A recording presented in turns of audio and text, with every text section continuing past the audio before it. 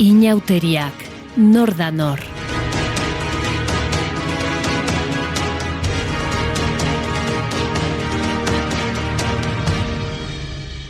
Artza.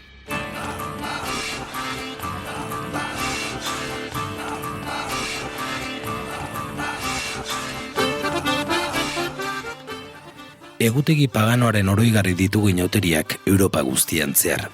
Ilargiaren araberako egutegi zaharra azalerazten da inauteri ospakizunen atzean, kristautasunaren sinkretismopean mozorroturik.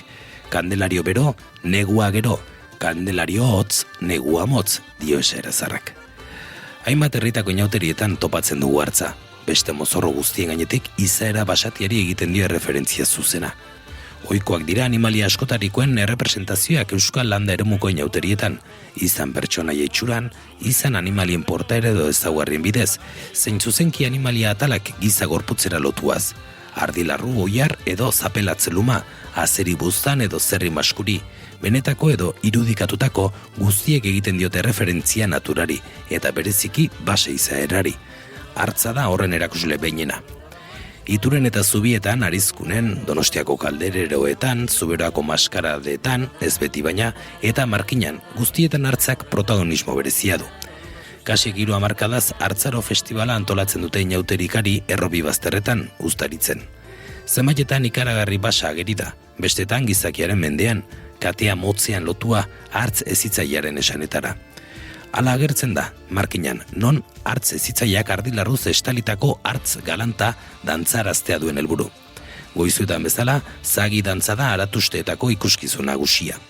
Egun antzara jokorik ez da egiten gehiago, baina katetik libratu eta ies egiten du hartzak, ikusleak izutuz aratuste domekaz, Markinako kaleetan barrena. Pirineoan zehar otsaiak 2 data seinalatua da, hartza bere neguko lozorrotik esnatzeko egun gisa ohoratzen da. Badira Pirinetako mendi lerroaren 2 aldetan hartza iratzartzearen inguruko kondairak eta errepresentazio ugari. Kristautasunaren aurretik bizitza ilargiaren araberako egutegiak antolatzen zen garaia oroitarazten dutenak. Hartzak ilargirik gabeko zeru beltza ikusten badu, puzker egin eta lo segitzen du. Udaberriaren esperoan egon beharko dugu.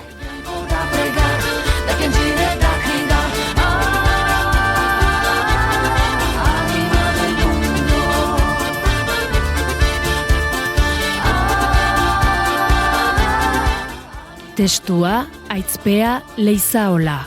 Ilustrazioak Amaia Kajer. Mediabazk eta Naiz Irratia.